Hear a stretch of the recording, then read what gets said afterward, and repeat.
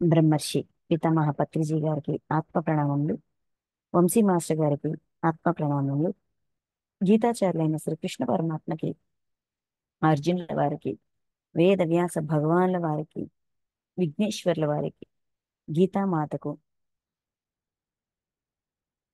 అనంతకోటి ఆత్మ ప్రణామములు, కృతజ్ఞతలు. గీతను ఉద్ధరించిన మహానుభావులందరికీ హృదయపూర్వక పాదాభివందనాలు.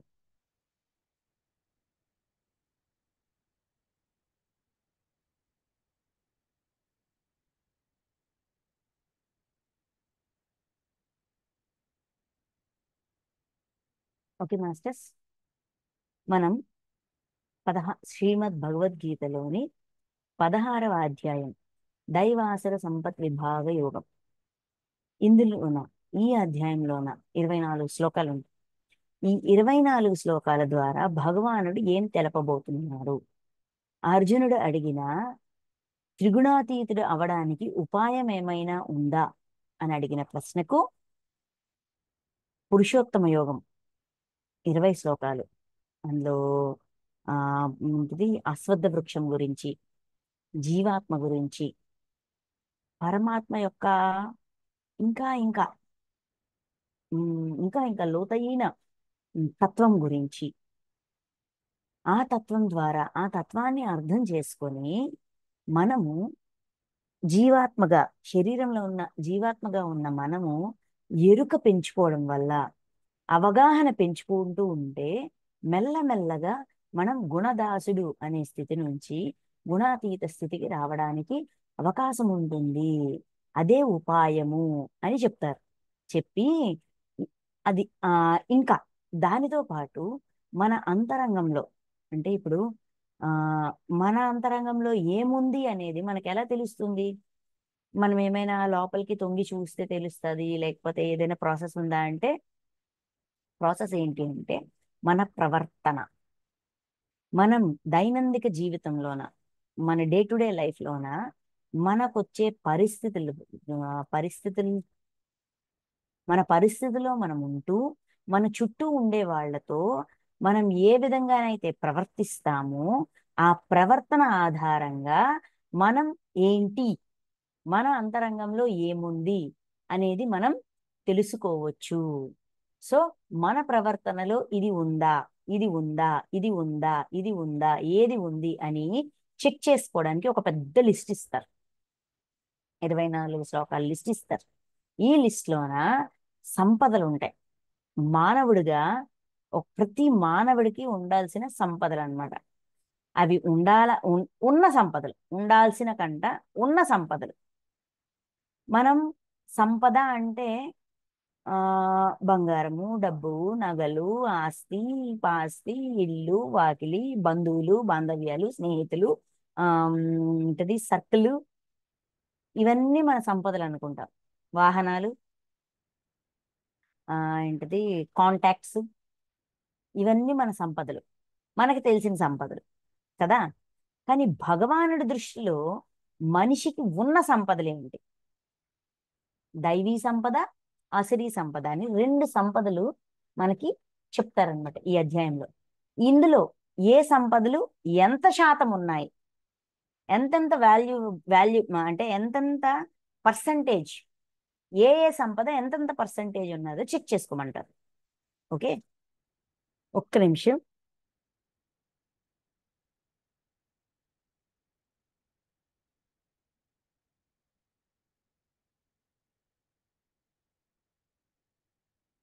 సో ఈ అధ్యాయంలోన అంటే అవన్నీ చెప్పాక, జీవాత్మ గురించి వాటన్నిటి గురించి చెప్పాక, ఈ అధ్యాయంలోన ఈ సంపదల్లో మనలో ఎంత ఉంది, ఈ సంపదలు మన దగ్గర ఏది ఉంది, ఎంత ఉంది చెక్ చేసుకోమంటారు. దాన్ని బట్టి కూడా మనం గుణాతీత స్థితికి వెళ్ళొచ్చు. ఎందుకంటే గుణ ప్రభావంతో మన ప్రవర్తన ఉంటుంది. రైట్? అయితే ఏ గుణం ఎంత శాతం ఉంది, అది ఆ దుర్గుణంగా వినియోగిస్తున్నామా, సద్గుణంగా వినియోగిస్తున్నామా అనేది మన ప్రవర్తన బట్టి కదా మనకు తెలిసేది. సో ఈ సంపదల్ని బట్టి మన గుణాన్ని మనం అంచనా వేయొచ్చు. ఆ గుణాన్ని అలా ఉంచుకోవాలా, మార్చుకోవాలా, అది మన ఇష్టం, మనం డిసైడ్ చేసుకోవాలి అంతే. ఓకే, సో ఈ అధ్యాయం మొత్తం కూడా ఒక పెద్ద లిస్ట్ అన్నమాట. సో ఈ అధ్యాయాన్ని అధ్యయనం చెయ్యాలి అంటే ఖచ్చితంగా మనం రాసి పెట్టుకోవాలి. ఉండాల్సింది, ఉండకూడనిది, ఇలాగా దైవీ సంపద, ఆశ్రీ సంపద రెండు లిస్ట్ రాసుకోవాలి. రాసుకుని ఇందులో నేను ఉండకుండా నన్ను నేను చూసుకోవాలి. ఈ సంపదలు నా దగ్గర లేకుండా చూసుకోవాలి. ఉంటే ఖాళీ చేసుకోవాలి, పంచేసేయాలి, వదిలేసేయాలి. పంచకపోయినా పర్లేదు, తీసి డస్ట్బిన్లో పడేయచ్చు. ఓకే, ఈ సంపదలు నాలో ఉండి తీరాలి అని మనం ప్రతిరోజు ఈ లిస్ట్ని చెక్ చేసుకునే కొద్దీ మనలో ఆ ఎరుక పెరుగుతుంది. నేను ఎలా ఉండాలి, నేను ఎలా ఉండకూడదు, ఈ ఎరుక పెరుగుతుంది. ఎరుక పెరిగే కొద్దీ ఆచరణ అనేది సాధ్యపడుతుంది. ఈ విధంగా గుణాతీతుడు ఈజీగా అవ్వచ్చు. గుణదాసుడు అనే స్థితి నుంచి గుణాతీతం అనే స్థితికి ఈజీగా వెళ్ళొచ్చు అని భగవానుడు అందించిన లిస్ట్ ఇది. సో ఇది చాలా వాల్యుబుల్. కాబట్టి మనం ప్రయత్నిద్దాం. ఏదో విన్నామా, ఒక గంట గడిపామా, పని అయిపోయింది అనుకోకుండా ఇందులో నేను ఉండాలి, ఇందులో నేను ఉండకూడదు, ఉండాలా ఉండకూడదా, ఈ అధ్యాయాన్ని అయినా సరే అధ్యయనం చేద్దాం. మొత్తం 18 అధ్యాయాల్లోన కనీసం ఈ ఒక్క అధ్యాయమైన నేను అవుతాను అని నిర్ణయించుకొని అది మనం అవ్వితే అద్భుతంగా ఉంటుంది జీవితం. ఓకే, సో ఇక మనం శ్లోకాల్లోకి వెళ్దాం. మొదటి 3 శ్లోకాల్లోన దైవీ సంపద, వీటన్నిటిని సంపత్తి అంటారు. దైవాసుర సంపద్విభాగ యోగం అధ్యాయం పేరు. దైవీ సంపద, అసురీ సంపద విభజించి అందించారు ఇక్కడ ఈ అధ్యాయంలో. దానికి తగ్గట్టే ఈ అధ్యాయానికి పేరు కూడా పెట్టారు వ్యాస భగవానుల వారు. ఓకే, మొదటి 3 శ్లోకాలు దైవీ సంపద. మనలో దివ్యత్వం ఉంది, మనం దైవాలుగా మారడానికి వచ్చిన వాళ్ళం, మనం దివ్యత్వంతో వెలుగొందడానికి వచ్చిన వాళ్ళం, దైవంగా మారడానికి ప్రయాణంలో ఉన్నాం, ఏదో ఒక మెట్టు మీద ఉన్నాం. రైట్, అయితే ఈ దైవంగా మారడానికి ఈ ఎన్ని మెట్లు ఇంకా ఎక్కాలి, అవి ఎంత పరిపూర్ణంగా ఉండాలి అనేది ఈ 3 శ్లోకాల్లో మనకి తెలిసిపోతుంది. ఓకేనా, సో మనం మొదలు పెట్టుకుందాం. మొదటి శ్లోకం, శ్రీ భగవానుడు పలికెను, నిర్భయత్వము, అంతఃకరణ శుద్ధి, తత్వజ్ఞాన ప్రాప్తికై ధ్యాన యోగమునందు నిరంతర దృఢస్థితి, సాత్విక దానము, ఇంద్రియ నిగ్రహము, భగవంతుని, దేవతలను, గురుజనులను పూజించుట, అట్లే అగ్నిహోత్రాది ఉత్తమ కర్మాచరణము, వేదశాస్త్రముల పాఠనములు మరియు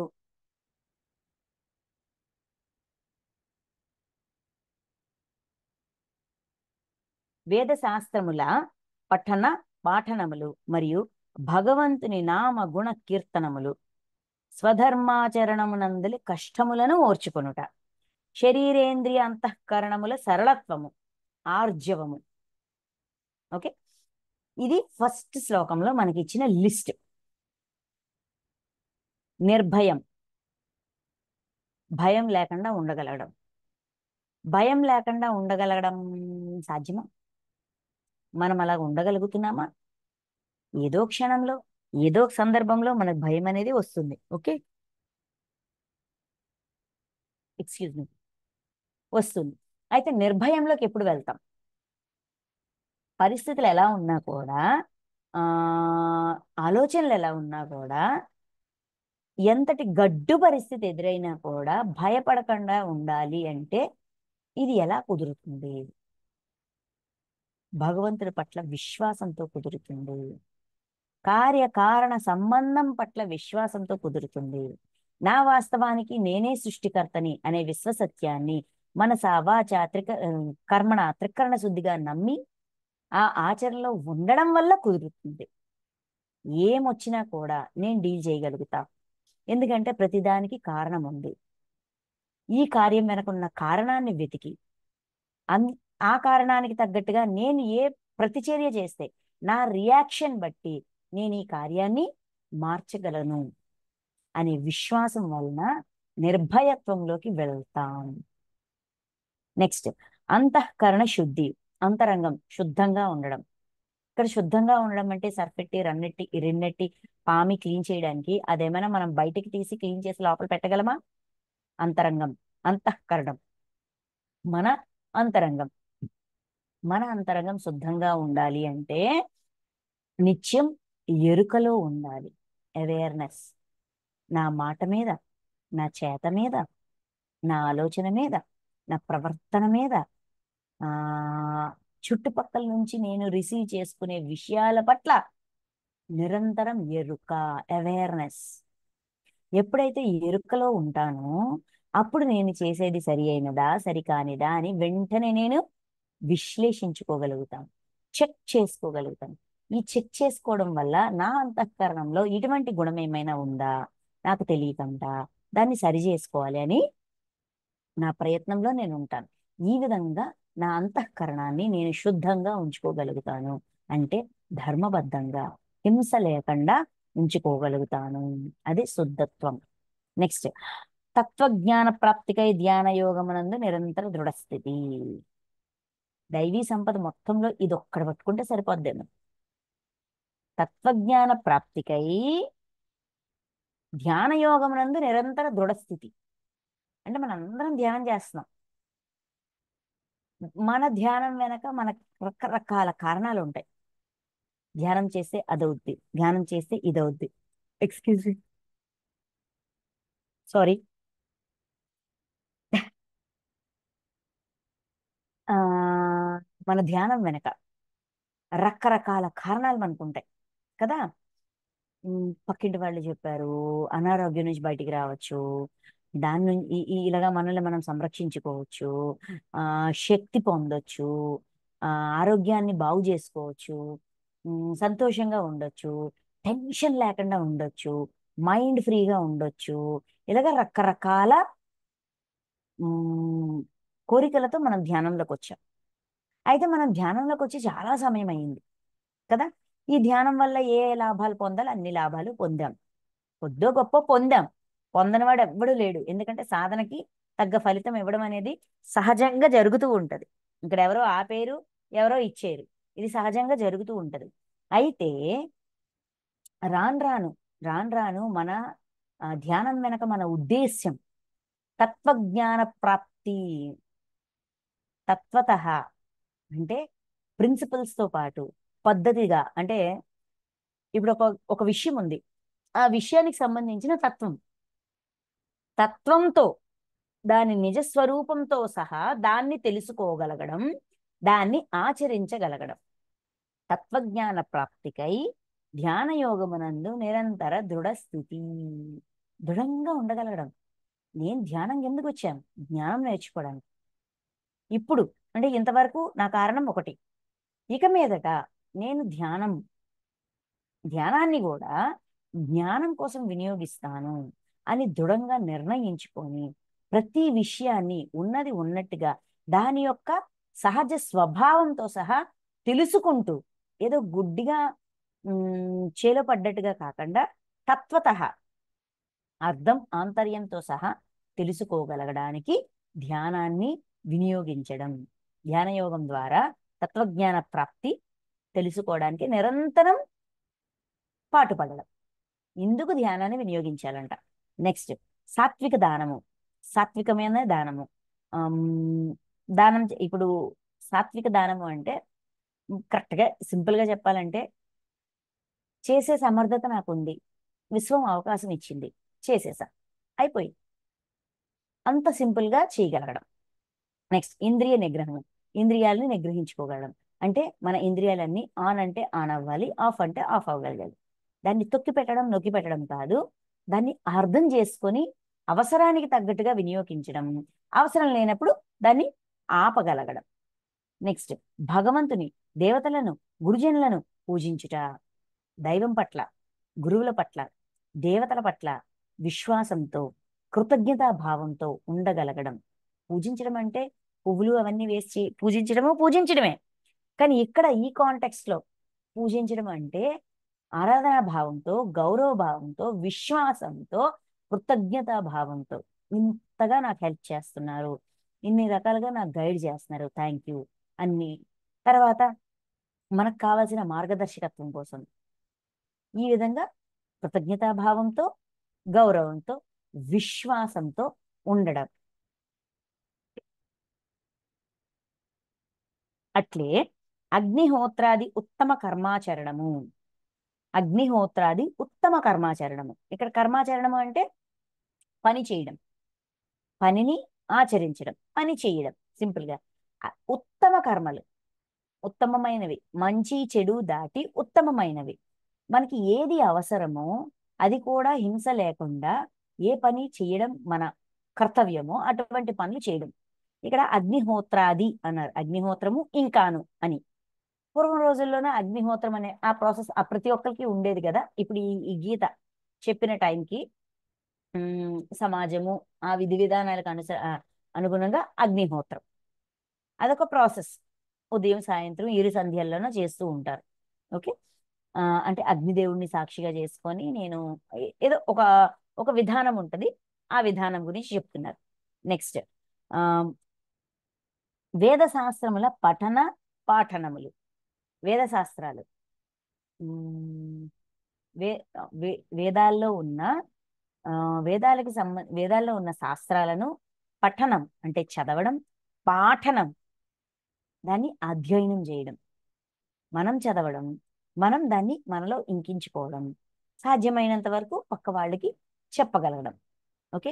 పఠన పాఠనములు చదవడమే కాదు, ఆ జ్ఞానాన్ని అవపోసన పట్టాలి, మనలోన లయం చేసుకోవాలి, అది చెప్తున్నారు.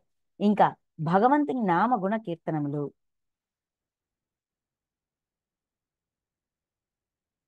సారీ ఫ్రెండ్స్, ఎందుకో తెలియట్లా విపరీతంగా అవతలంతలు వస్తున్నాయి. వేద శాస్త్రముల పఠన పాఠనములు మరియు భగవంతుని నామ గుణ కీర్తనములు. భగవంతుని నామము, నామము వెనుకున్న గుణము, ఆ గుణాన్ని అర్థం చేసుకుని ఆ గుణం నేనయ్యి ఉండాలి అని దానికోసం ప్రయాసపడడం. నెక్స్ట్ స్వధర్మాచరణమునందలి కష్టములను ఓర్చుకునుట.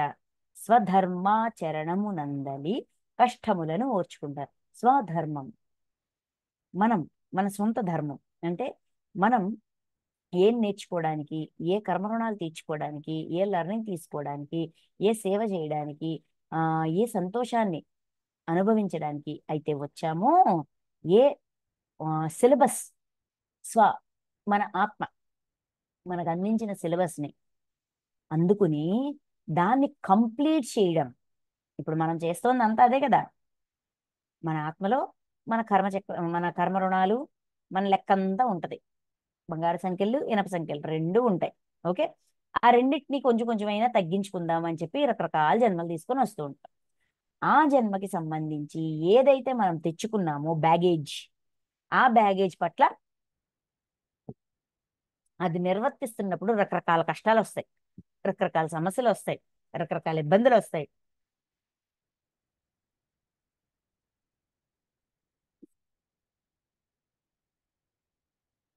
ఈ కష్టాలని ఓర్చుకోవడం అంటే ఇది నాకు నేను పెట్టుకున్న సిలబస్, నా కర్తవ్యమే ఇది.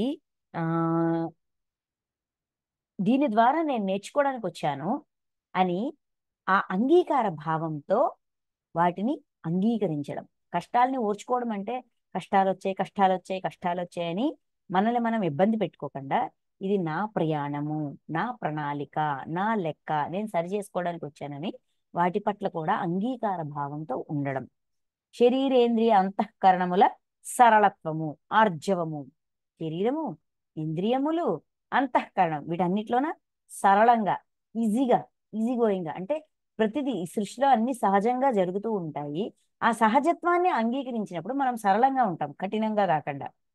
ఓకే. నెక్స్ట్ రెండో శ్లోకం.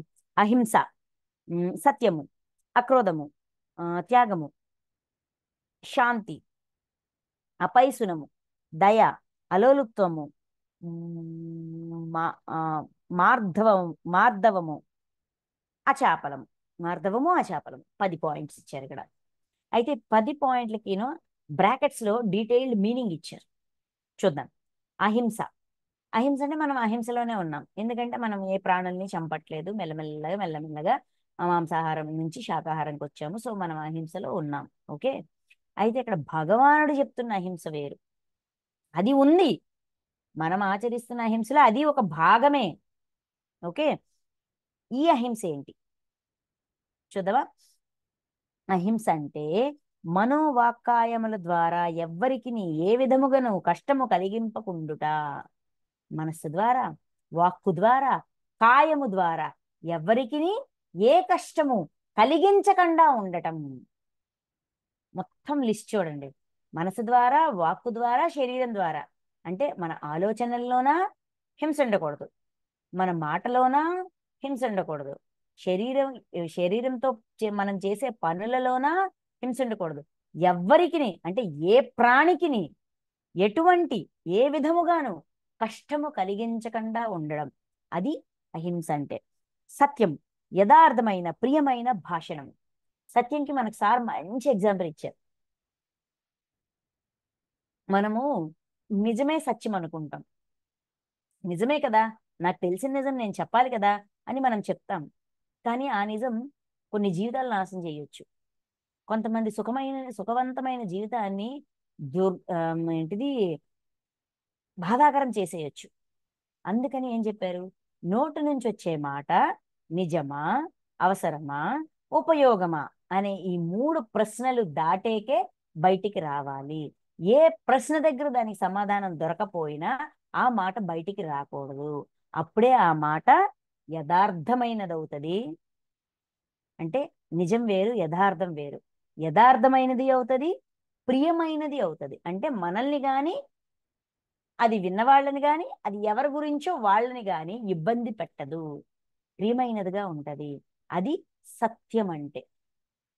సత్యానికి నిజానికి చాలా తేడా ఉంది, యోజనాలు తేడా ఉంది. నెక్స్ట్, అక్రోధము, తనకు అపకారము చేయువారి పైన కూడా కోపము లేకుండుట. అక్రోధము, అపకారము చేయువారి పైన కూడా కోపము లేకుండా ఉండడం. కోపం రావడం సహజం. అయ్యమ్మో ఇలాగంటే అలా వస్తుంది కోపం. అసలు ఏమి అనకుండానే కోపం వచ్చేస్తుంది.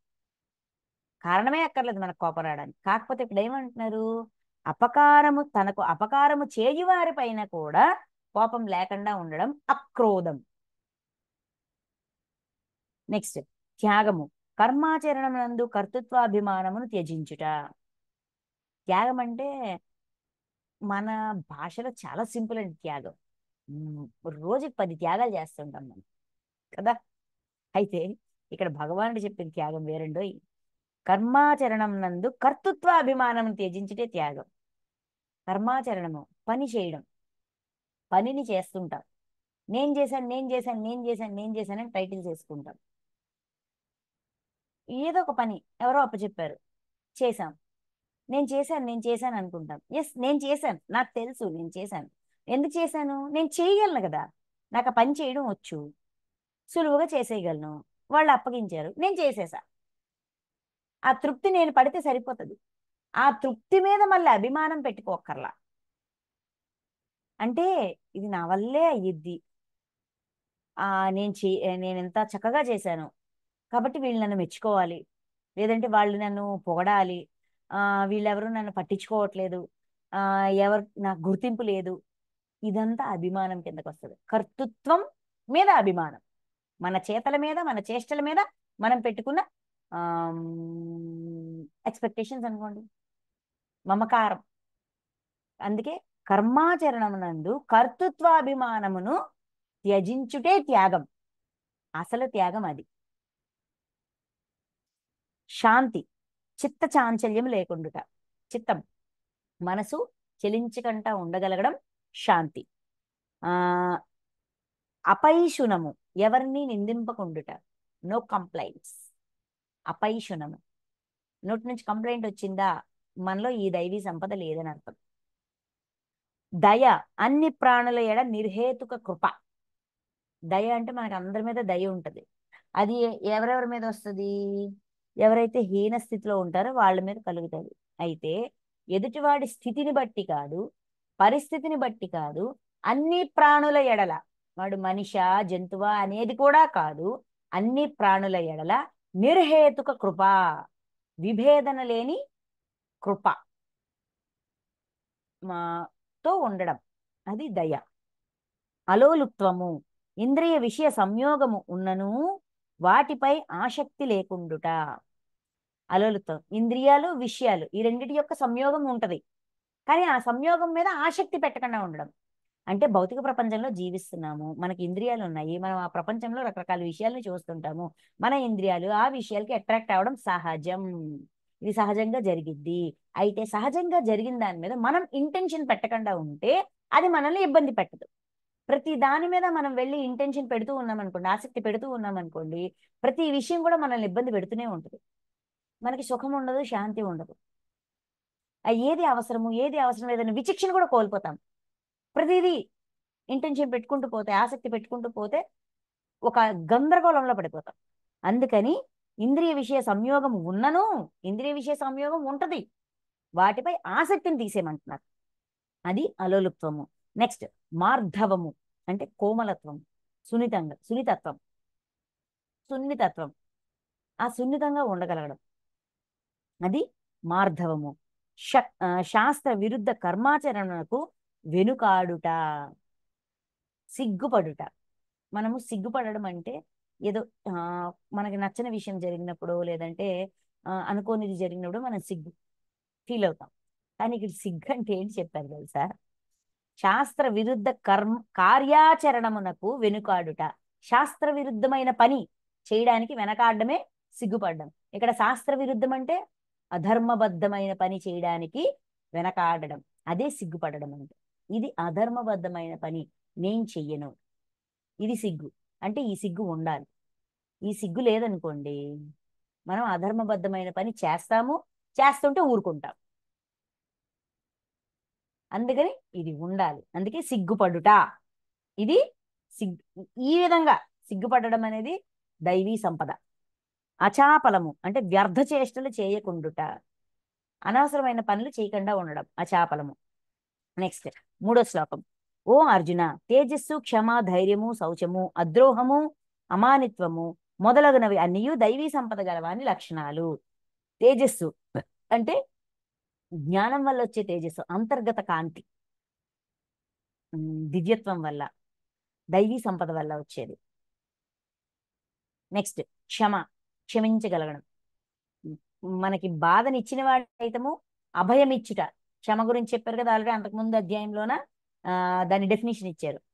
మనల్ని బాధ పెట్టిన వాడిని సైతము ఆ, అభయం ఇచ్చుట, అది క్షమాగుణం. అది ధైర్యం, ధైర్యంగా ఉండడం. శౌచం అంటే బాహ్య శుద్ధి, శరీరాన్ని శుద్ధంగా ఉంచుకోవడం, ఎందుకంటే శరీరము పరమాత్మ ఇచ్చిన గిఫ్ట్ కాబట్టి. అద్రోహము, ఎవరిపైనను శత్రుభావము లేకుండుట, ఎవరి మీద శత్రుత్వం అనే భావన లేకుండా ఉండడం. అక్రోధము, కోపం లేకుండా ఉండడం. అద్రోహము, శత్రుత్వ భావన, వీడు నా శత్రువు అనే ఫీల్ తీసేయాలి. ఎందుకంటే ఇక్కడ సృష్టిలో మనిషి తనకి తానే శత్రువు, తనకి తానే మిత్రుడు, ఒక అధ్యాయంలో చెప్పారు కదా. అందుకని నా ఎప్పుడైనా శత్రువు అనేవాడు నాలోనే ఉంటాడు. ఎందుకంటే నేను నా ఆత్మకి విరుద్ధమైన పనులు చేసి నా ఆత్మ యొక్క భారాన్ని పెంచానంటే నేను శత్రువుని, నేను శత్రువుని. నా ఆత్మకి ఎన్లైటన్మెంట్ ఇచ్చే, దివ్యత్వం వైపు తీసుకెళ్లే, దానికి ఆనందాన్ని ఇచ్చే పని చేశాననుకోండి, నేను నాకు మిత్రుడను. అందుకని సృష్టిలో వేరే శత్రువులు ఎవరు లేరు కాబట్టి అద్రోహము, శత్రుత్వ భావాన్ని తీసేయాల. అమానిత్వము, తాను పూజ్యుడనను అభిమానము లేకుండుట. తాను పూజ్యుడను, ఇప్పుడు సొసైటీలో ఇంట్లో లేదంటే ఎక్కడైనా సరే, ఎవరి దగ్గర అయినా సరే మనకు ఒక చిన్న మర్యాద గౌరవం ఉంటాయి కదా. ఈ మర్యాద గౌరవమే సమస్తం అనుకొని నేను పూజ్యుడను, నన్ను గౌరవిస్తున్నాను, నన్ను మర్యాదిస్తున్నాను, నేను చాలా గొప్పవాడిని అనే భావన లేకుండా ఉండాలి. ఆ ఆ గౌరవాన్ని మర్యాదని తీసుకోవాలి. అదే కావాలి అదే కావాలని మళ్ళీ మోహం మోహంలోకి వెళ్ళకుండా ఉండగలగడం, ఆ బ్యాలెన్స్ లో ఉండగలగడం మొదలైనవన్నీ దైవీ సంపద గలవాని లక్షణాలు. ఇక్కడ దైవీ సంపద గలవాని లక్షణాలు, అసురీ సంపద గలవాని లక్షణాలు అని విడివిడిగా చెప్తారు. అంటే ఏంటండి, ఇవన్నీ ఒకరిలో ఉంటాయి, ఇవన్నీ ఒకరిలో ఉంటాయనా? మనలో అంటే ఇన్ని జన్మలుగా మనం ఏ ఏ లక్షణాలని మనలోన, అంటే మన మెయిన్ ఫ్రేమ్, మన ఆత్మలోన ఏ ఏ లక్షణాల్ని ఉంచాము, ఏ ఏ లక్షణాల్ని ఉంచాలి అని చెకింగ్. చాలా జన్మలు గడిచాయి, ఒక్కొక్క జన్మలోన మనం ఇవి కొన్ని ఉంటాయి, అవి కొన్ని ఉంటాయి, అవి మాత్రమే ఉన్నవాడు, ఇవి మాత్రమే ఉన్నవాడు అంటూ ఉండరు. ఇవన్నీ మన యొక్క లక్షణాలే. అయితే అవి ఎంతవరకు ఉన్నాయి, ఎంతవరకు లేదని చెక్ చేసుకోవాలి. ప్రతి చైతన్యంలోనూ మనం ఏంటి అనేది అంటే ఇక్కడ ఆ దేవతలకు మాత్రమే దైవీ సంపద ఉంటది, అసురులకు మాత్రమే అసురీ సంపద ఉంటది, మానవులకి మానవ సంపద ఉంటది. ఇలాగా మనం మనలో మనం కూడా విభజించుకున్నాం. కొంచెం కోపిష్టి కనిపిస్తే వీడు రాక్షసుడు, వీడిదో అంతా అసలు సంపదే ఉంది అని అంచనాలు వేసేస్తాం. ఇది 1% ఉండొచ్చు, అది 10% ఉండొచ్చు, ఇది 20% ఉండొచ్చు, చెప్పలేం. రెండిటి యొక్క కలగలుపు మనం. కాబట్టి నాలో ఏముంది అని నేను చెక్ చేసుకోవడానికే వీటిని వినియోగించుకోవాలి తప్ప ఎదుటివాడు ఇది అని పాయింట్అవుట్ చేయడానికి కాదు. ఎన్ని జన్మల్లో ఎన్ని లక్షణాలు మనలో ఉన్నాయో మనకి తెలియదుగా. ఎప్పటి నుంచి మనం దైవీ సంపదకి ఆ మొగ్గు చూపుతున్నామో తెలియదుగా. మన ప్రయాణం విరుద్ధత నుంచే కదా దివ్యత్వం వైపు వెళ్తుంది. మరి విరుద్ధతలో ఉన్నంతకి మనం అసలీ లక్షణాలు ఉంటాయి కదా మనలో కూడానా. శరీరం బట్టి అసురుల దైవమా అని కాదు, లక్షణాల్ని బట్టి అసురత్వము దైవత్వము ఆధారపడి ఉంటది. మానవత్వము, అసురత్వం నుంచి మానవత్వంకి వస్తాం, మానవత్వం నుంచి దైవత్వంకి వెళ్తాం. మానవత్వం అంటే అంగీకారం. అంగీకరిస్తేనే నేనేంటి అనేది నాకు తెలుస్తుంది. నాకు తెలిస్తేనే నన్ను నేను మార్చుకోవడానికి ట్రై చేస్తా. మనిషిగా జీవించడం అంటే అంగీకారంతో ఉండడం. యాక్సెప్టెన్స్, యాక్సెప్టెన్స్, యాక్సెప్టెన్స్, ప్రతిదీ యాక్సెప్ట్ చేయగలరు. అప్పుడే మనం మనుషులం అనేది మనకి గుర్తొస్తుంది, మనకి తెలిసి వస్తుంది. ఓకే. సో అసలీ సంపద, దైవీ సంపద, మానవ సంపద. మనిషిగా ఉండగలగడం అంగీకారంతో. ప్రతిదీ నాలో ఏముందో ఉన్నది ఉన్నట్టుగా నేను స్వీకరించగలిగినప్పుడే నాలో నేను మార్పు తీసుకురాగలను. అందుకే కదా ఈ లిస్ట్, ఇంత పెద్ద లిస్ట్ అప్ చెప్పారు మనకి భగవానుడు. అందుకే లిస్ట్ ఇచ్చారు. మనం ఈ లిస్ట్ ఎవరికి ఇవ్వక్కర్లా. మనం రాసుకొని నాలో ఇది ఉంది, నాలో అది లేదు అని చెప్పి కరెక్షన్ చేయడానికి ఇంకెవరికో ఇవ్వక్కర్లా. లిస్టు మనమే రాసుకుందాం, కరెక్షన్ మనమే చేసుకుందాం, మార్కులు మనమే వేసుకుందాం. కావాలంటే మళ్ళీ మళ్ళీ మళ్ళీ పరీక్ష రాసుకుందాం, మళ్ళీ మళ్ళీ లిస్ట్ రాసుకుందాం. ఎంత మార్పు వచ్చింది, ఎందులో మార్పు వచ్చింది, ఏ గుణంలో ఎంత మార్పు వచ్చింది అని మనమే చెక్ చేసుకుందాం. ఇది బయటికి ఎవరికి చెప్పడానికో లేకపోతే ఇలాగా ఇంకొకరి ద్వారా మనమేంటో తెలుసుకోవడానికో కాదు, మన ద్వారానే మనమేంటో తెలుసుకోవడానికి బాగా ఉపయోగపడుతుంది. ఓకే. నెక్స్ట్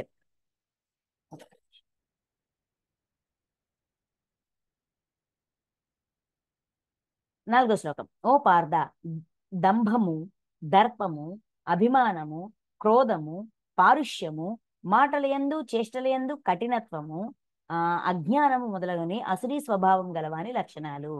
ఇవన్నీ స్వభావం, అసురీ స్వభావం గలవాని లక్షణాలు. మన గత చైతన్యాల్లో ఏమేమి ఉన్నాయో మనం కర్మల ద్వారా, డ్రీమ్స్ ద్వారా, స్వప్నాల ద్వారా తెలుసుకుంటున్నామా. అప్పుడు మనకు తెలుస్తుంది కదా, ఓ ఆ జన్మలో ఆ చైతన్యంలో ఈ దుర్గుణం ఉంది, ఈ అసలు లక్షణం ఉంది. లేదంటే ఎక్స్క్యూజ్ లేదంటే ఆ ఈ సహాయం చేసే గుణం ఆ జన్మలోనే అలవాటు చేసుకున్నాను, దాన్ని ఇక్కడ ఆచరణలో పెడితే సరిపోతుంది. అర్థం చేసుకోగలిగే తత్వం ఆ జన్మలోనే నాకుంది అంటే నా జీవాత్మలో అది ఉంది, దాన్ని ఇక్కడ నేను ఆచరిస్తే సరిపోతుంది, ప్రత్యేకించి నేర్చుకోక్కర్లేదు. ఇలాగా మనలో ఉన్న ఈ 2 సంపదలని డ్రీమ్స్ ద్వారా మనం చూసుకుంటున్నాం కాబట్టి మనకు తెలుస్తుంది. లేదు ఇప్పటి వరకు చూసుకోలేదా, ఇప్పుడు ఈ లిస్ట్ ప్రకారము ఒక్కొక్క పాయింట్ తీసి మాస్టర్స్ నాలో ఇది ఉందా లేదా, నా అంతరంగంలో ఇది ఉందా లేదా, ఉంటే ఎంత శాతం ఉంది, అది దుర్గుణంగా ఉందా సద్గుణంగా ఉందా, దైవీ సంపదగా ఉందా అసలీ సంపదగా ఉందా, నాకు చూపించండి. నేను చెక్ చేసుకుంటా, దాన్ని మార్చుకుంటా. నేను అర్జెంటుగా మార్చుకోవాలి, మీరు చూపిస్తే నేను ప్రయత్నం మొదలు పెడతా. నేను ప్రయత్నం మొదలు పెట్టాక అది ఎంత టైం అయినా పట్టచ్చు, నాకు ఓకే, నేను ప్రయత్నం అయితే మాను అని ఇలాగా మనం మాస్టర్స్ని రిక్వెస్ట్ చేసి మరి మనలో ఉన్న లక్షణాల్ని చెక్ చేసుకోవచ్చు. ఓకే. అయితే దంభము అంటే కపటము, ఉన్నది లేనట్టు లేనిది ఉన్నట్టు మోసం. ఓకే. నెక్స్ట్ దర్పము అంటే మొండితనం, అభిమానము నేను నాది అనే భావన, క్రోధము మితిమీరిన కోపము, క్రోధము. పారుష్యము అంటే కఠినత్వము, మాటలేందు చేష్టలేందు కఠినత్వము, కఠినంగా రఫ్గా టఫ్గా మాట్లాడడం. చేతలు కూడా అంతే కఠినంగా ఉండడం, స్ట్రిక్ట్గా. నెక్స్ట్ అజ్ఞానము, తెలియంతనం. ఇవన్నీ అసురీ సంపద, అసురీ స్వభావం కలవాని లక్షణాలు. ఓ అర్జున, 5వ శ్లోకం. ఓ అర్జున, దైవీ సంపద ముక్తిదాయకము, అసురీ సంపద బంధహేతువు. దైవీ సంపద ముక్తిదాయకము. ఇప్పుడు దైవీ సంపదని మనలోన దైవీ సంపదని పెంపొందించుకున్నాం అనుకోండి, కొంచెం డెవలప్ చేసుకున్నామండి, అప్పుడు మనం ఎలా ఉంటాము? సుఖంగా సంతోషంగా ఉంటామా లేదా? మరి సంతోషానికి జీవించి ఉన్నప్పుడే ప్రశాంతంగా ఒక తేలిక భావనతో, మనశ్శాంతితో, ఆనందంతో, పరమానందంతో జీవించడం ముక్తే కదండి. మరణించిన తర్వాత ఎక్కడో ఏదో సిచ్యువేషన్లో ఉన్నప్పుడు దొరికేది ముక్తి కాదు. జీవించి ఉండగానే ఎటువంటి పరిస్థితులు మన చుట్టూ ఉన్నా కూడా మన అంతరంగంలో శాంతి, సుఖము, సంతోషము, ఆనందము ఉన్నాయంటే మనం ముక్తి పొందినట్టే. అది ఎలా వస్తుందంటే దైవీ సంపదతో వస్తుంది. ఓకే. అసిరీ సంపద బంధహేతువు. దీన్ని నేను తప్పు పట్టట్లా, ఒక్కటి గుర్తుపెట్టుకోండి, అసిరి సంపదని తప్పు పట్టట్లే. అసిరి సంపద ఏం చేస్తుంది? బంధనాల్లో ఇరికిస్తుంది, మనల్ని బంధనాల్లో ఇరికిస్తుంది. ఈ బంధనాల నుంచి విడిపించుకోవడానికి మళ్ళీ మళ్ళీ మనం యాక్షన్కి రియాక్షన్, రియాక్షన్కి యాక్షన్, ఇలా ఇచ్చుకుంటూ ఇరుక్కుంటాం. మళ్ళీ దాన్ని విడిపించుకోవడానికి, ఆ బంధనాల నుంచి మనల్ని మనం విడుదల చేసుకోవడానికి మళ్ళా జన్మలు తీసుకోవాల్సి వస్తుంది, బంధనాల్లో ఇరికిస్తుంది. నీవు దైవీ సంపదతో పుట్టినవాడవు కనుక శోకింపకు. అర్జున, నీలోన దైవీ సంపద ఉంది కాబట్టి నువ్వు బాధపడాల్సిన పని లేదు, ఏడవద్దు, శోకించొద్దు అని భగవానుడు చెప్తున్నారు. ఇప్పుడు 6వ శ్లోకం. ఇక్కడి నుంచి అసిరి సంపద లక్షణాలు చెప్తూ ఉంటారనమాట. 4వ శ్లోకంలో చెప్పారు, మళ్ళీ కంటిన్యూ చేస్తారు. చూడండి. ఓ అర్జున, ఈ లోకమునున్న మానవులు 2 విధములుగా ఉందురు. ఈ లోకములో మానవులు 2 విధములుగా ఉందురు అంటే మనుష్యుడు, శరీరం తీసుకొని వచ్చిన మనిషి, ఇంకా ప్రాణులు లేదు, సకల ప్రాణులని లేదు, మానవులు 2 విధములుగా ఉంటారు. దైవ లక్షణములు గలవారు కొందరు, అసురు లక్షణములు గలవారు కొందరు. అయితే ఇక్కడ దీని అర్థం ఏంటి? వర్డ్ టు వర్డ్ ట్రాన్స్లేషన్ అయితే కొంతమంది మనుషులు దైవ లక్షణాలు ఉంటాయి, కొంతమంది మనుషుల్లో అసురీ లక్షణాలు ఉంటాయి. ఏదైనా కొన్ని మన కనుచూపు మేరల్లోన ఏ మనిషిలోనైనా ఓన్లీ దైవీ లక్షణాలు, లేదంటే ఏ మనిషిలోనైనా ఓన్లీ అసురీ లక్షణాలు మనం ఎప్పుడైనా చూసామా? లేదు కదా. మిక్సింగ్ ఉంటుంది. 100 లక్షణాల్లో 95 లక్షణాలు అసురీ లక్షణాలైనా ఒక 5 దైవీ లక్షణాలు ఉంటాయి, కనీసం ఒక్కటైనా దైవీ లక్షణాలు ఉంటాయి. 100 లక్షణాల్లో 90 లక్షణాలు దైవీ సంపద లక్షణాలు ఉన్నా కనీసం ఒక 5 అసురీ సంపద లక్షణాలు ఉంటాయి. టోటలీ 100% దైవీ సంపద లేదంటే టోటలీ 100% అసురీ సంపద అనేది సాధ్యం కాదు. మరి ఇక్కడ ఎందుకు అలా చెప్పారు? ఎందుకంటే కొన్ని జన్మల్లో, కొన్ని మానవ జన్మలు కేవలం ఇలానే ఉన్నాం, కొన్ని మానవ జన్మలు కేవలం ఇలానే ఉన్నాం. సో ఇవన్నీ కూడా మన జన్మ పరంపరలే. మనుషులు మానవ జన్మలు, మన మొత్తం మానవ జన్మల లిస్ట్ తీస్తున్నారు. ఈ లిస్టులోన కొన్నిట్లో ఎలా ఉన్నాం, కొన్నిట్లో అలా ఉన్నాం, కొన్నిట్లో కలిపి ఉన్నాము అని చెప్తూ దైవ లక్షణములు విస్తృతంగా తెలపబడినవి. దైవ లక్షణాల గురించి చాలా డీటెయిల్గా చెప్పాం. అంటే ఇక్కడ వరకు ఉన్న అధ్యాయాలన్నింటిలోనూ దివ్యత్వానికి సంబంధించిన ఇన్ఫర్మేషను, దానికి సంబంధించిన ట్రైనింగు, దానికి సంబంధించిన కాన్సెప్ట్సే ఇచ్చారు కదా. ఇప్పుడు అసురు లక్షణాల గలవారి గురించి వివరముగా తెలిపెదను వినుము. అసురీ లక్షణాల గురించి తెలిస్తే కదా అది నాలో ఉందో లేదో నేను చెక్ చేసుకోగలను. లేకపోతే నాకెలా తెలుస్తుంది నాలో ఉన్నది అసురీ లక్షణమా దైవీ లక్షణమా? ఒకటి. ఇంకోటి ఏంటంటే మనం ఎప్పుడూ కూడా మన దృష్టి మన మీద కొంచెము, మన చుట్టూ ఉన్న వాళ్ళ మీద ఎక్కువ ఉంటది కదా. అందుకే భగవాన్లు ఏమంటారంటే, ఈ లక్షణం ఉందా, నీకు తెలుస్తుందా, నీ చుట్టూ ఉన్న వాళ్ళలో ఉన్నాయా, నీలో ఉన్నాదా, అయితే అంగీకరించు. వాడు మెల్లమెల్లగా మారుతాడు, వాడికి అది అవసరం అనిపించినప్పుడు మారుతాడు. వాడికే తెలియదు వాడిలో ఈ సంపద ఉంది అని. అలాగే మనకి కూడా కొన్నిసార్లు తెలియదు కదండి. సడన్ గా ఏదో ఒక పరిస్థితి వచ్చినప్పుడు విపరీతంగా హైపర్ అయిపోతాం, వెడికిపోతాం, కోపమైపోతాం. ఎంత తెలిసినా, ఇంత తెలుసుకున్నా, ఇంత నేర్చుకున్నా, ఇన్ని కర్మలు చూసుకున్నాక కూడానా కొంతమందిని మనం భరించలేకపోతాం. వాళ్ళ ప్రవర్తనకి తట్టుకోలేం. మాటలు అంటాం, చేతల్లోకి వస్తాం, అన్నీ చేస్తాం. మనకి తెలియకుండానే మనలో దాగి ఉంటాయి. అదే విధంగా ఎదుటి వాళ్ళలో కూడా, మన చుట్టూ ఉన్న వాళ్ళలో కూడా ఉంటాయి. అయితే అవి ఉన్నాయని తెలుసుకుని వాళ్ళని కూడా అంగీకరించు. ఎందుకు అంటే అది వాడిలో ఉంది, ఓకే, బట్ నీలో లేదని గ్యారంటీ ఇవ్వలేవుగా. మనలో లేదని గ్యారంటీ ఇవ్వలేము కదా. సరే ఇప్పుడు లేకపోవచ్చు, ఏమో, ఏ చైతన్యంలో ఉందేమో. ఒక్క నిమిషం ఫ్రెండ్స్.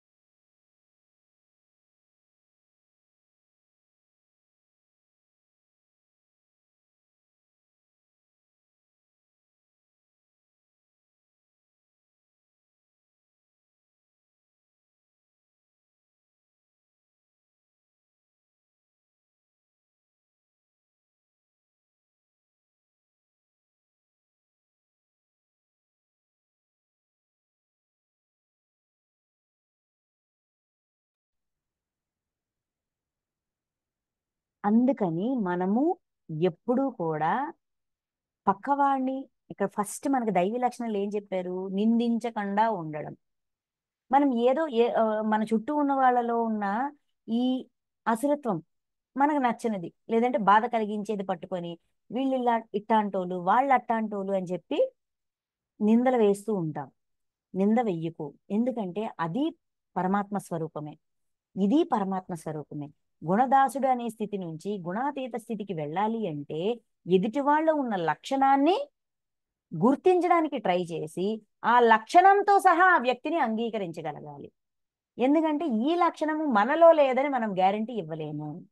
తెరచి చూస్తే, మన గత పుస్తకాన్ని తెరచి చూస్తే ఎక్కడో దగ్గర మనం ఆ లక్షణంతో ఉన్న జన్మో, రోజో, సందర్భమో, ఒక సంవత్సరమో కనిపిస్తుంది. అప్పుడు ఏం చేస్తామండి? మనలో లేనిది పక్కవాడిలో ఉంటే నిందించవచ్చు. పోనీ ఏమో అప్పుడే మనకు ఆ రైట్ ఏమైనా వస్తుందేమో. మనలో ఉన్నదే వాళ్ళలో ఉన్నప్పుడు వాడిని అంగీకరించాలి తప్ప ఎలా నిందిస్తాం, ఎలా తప్పు పడతాం, ఎలా ద్వేషిస్తాం, ఎలా దూరం పెడతాం? సరికానిదే కదా. అందుకని ఈ లక్షణాలని కూడా, ఈ లక్షణాలని తెలుసుకోవాలి. అలాగని ఉంచుకోమని కాదు. మన అంతరంగంలో ఉంది అంటే దాన్ని సరి చేసుకోవడానికి, పక్కవాళ్ళలో ఉంది అంటే దాన్ని భరించడం.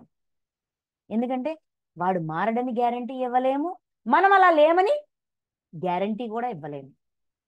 అందుకే మానవులు ఈ రెండు రకాలుగానూ ఉంటారు. ఇది ఉంటది, అది ఉంటది. ఇదే కావాలి, అది వద్దు, లేదంటే అదే కావాలి, ఇది వద్దు అని ఫిక్స్డ్ ఒపీనియన్స్ వద్దు. మైండ్కి ఎక్కించుకోవద్దు. అంగీకరించడం నేర్చుకో. వాళ్ళ అవలక్షణాలతో సహా వాళ్ళని అంగీకరించినప్పుడే వాళ్ళకి దగ్గర అవ్వగలుగుతాము. అప్పుడే మనమేంటో వాళ్ళకు అర్థమవుతుంది. వాళ్ళ ఉమ్, స్వభావానికి తగ్గట్టుగా వాళ్ళ చేతిలో మనం గాయపడకుండా, మన చేతిలో వాళ్ళు గాయపడకుండా మనల్ని మనం సంరక్షించుకోగలుగుతాం. ఇప్పుడు యుద్ధానికి వెళ్ళినప్పుడు కత్తి ఇస్తారు, డాలు ఇస్తారు. అవకాశం వచ్చినప్పుడు అటాక్ చేయాలి. కానీ సాధ్యమైనంత వరకు ఎదుటి అటాక్ నుంచి మనల్ని మనం సంరక్షించుకోవాలి. ముందు ఇది యూజే నేర్పిస్తారు. ఈ విద్య నేర్చుకునేటప్పుడు డాలుని ఎలా ఉపయోగించాలో ముందు నేర్పిస్తారు. ఎదుటివాడికి ఒక దెబ్బ వేయొచ్చు, కానీ మన శరీరాన్ని మనం రక్షించుకోవాలి కదా. ఇప్పుడు మనం గాయపడితే మనం ఎలా వేస్తాం, అటాక్ ఎలా చేస్తాం? So defence is the best mode అంటారు. ఇంగ్లీష్లో సామెత ఉంది, defence is the best mode. ఎప్పుడు నన్ను నేను సంరక్షించుకోవడానికే.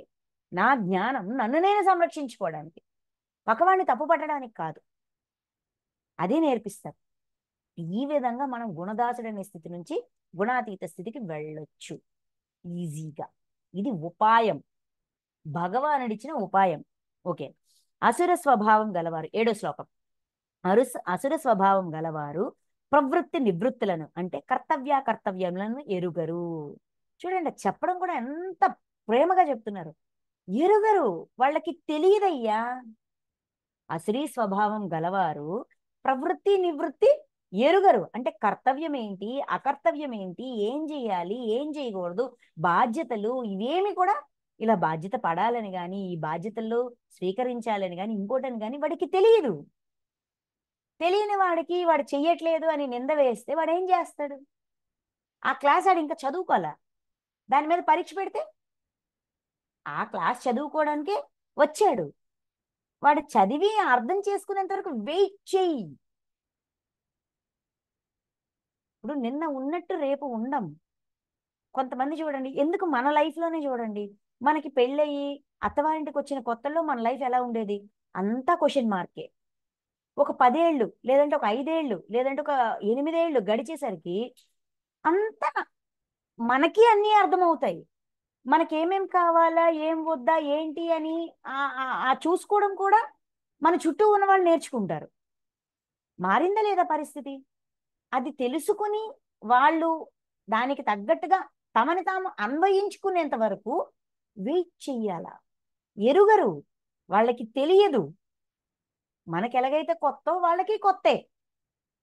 మనం ఎలాగైతే మన వాళ్ళ ఇల్లు వదిలేసి ఇంటికి వచ్చామో అంతవరకు ఆ నలుగురు, ఆ ముగ్గురు లేదంటే ఆ 10 మంది ఉన్న వాళ్ళ లైఫ్లోకి ఒక కొత్త పర్సన్ వస్తే ఎలా రిసీవ్ చేసుకోవాలి, ఎలా ఉండాలి, ఎలా బిహేవ్ చేయాలి, మనం ఉన్న వాళ్ళం ఉన్నట్టుగా ఉంటే తనకి తెలుసో అంటే మన లైఫ్ స్టైల్ వేరు, తన లైఫ్ స్టైల్ వేరు కదా, అది యాక్సెప్ట్ చెయ్యొచ్చు, యాక్సెప్ట్ చెయ్యకపోవచ్చు అనే సందిగ్ధం వాళ్ళకి కూడా ఉంటది.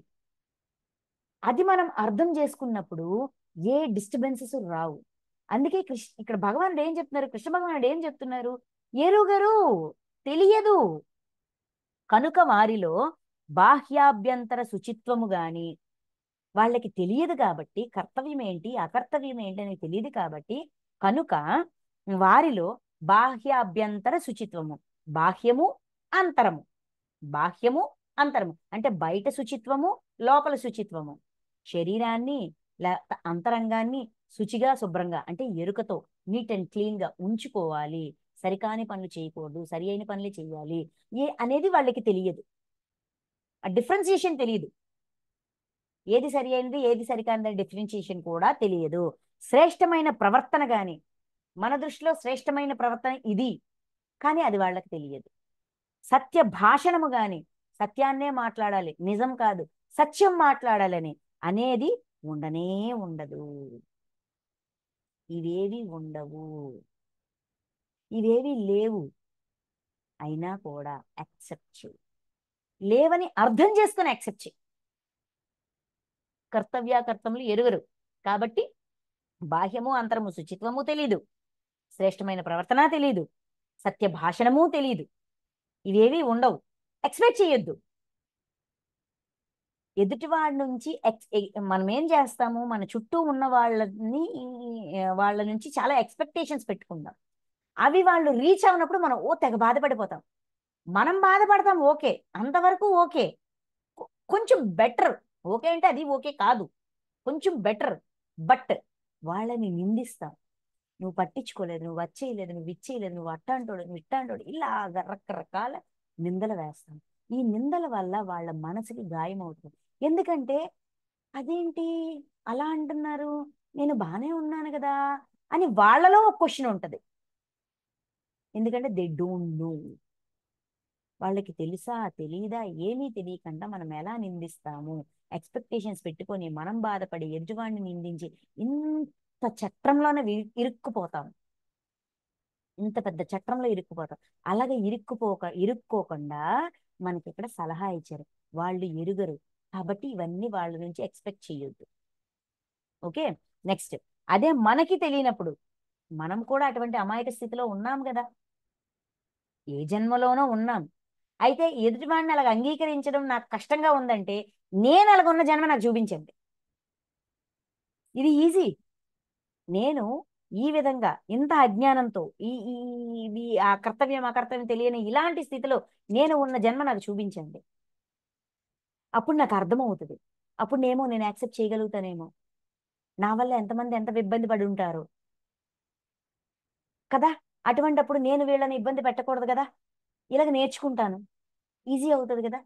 సో అలా కూడా మనల్ని మనం సరి చేసుకోవచ్చు, చుట్టుపక్కల వాళ్ళని నిందించకంట.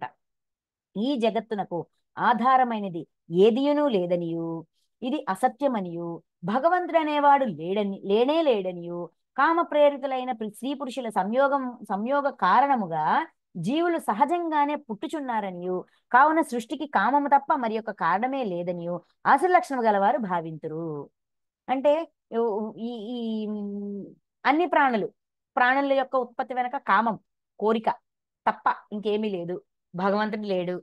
ఏంటిది సృష్టికి ఆధారమైనది కూడా ఏమీ లేదు. అదేదో అంత దాని మటుకు అలా అయిపోతుంది. అంతా కూడా ఇలాగ ఆ, ఈ ఉత్పత్తి, ప్రాణుల ఉత్పత్తి అనేది స్త్రీ పురుషుల సంయోగం వల్లే జరుగుతుంది.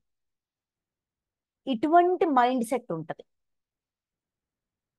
తెలియని వాడికి, ఎరుగని వాడికి. మైండ్ సెట్ ఈ విధంగా ఉంటది.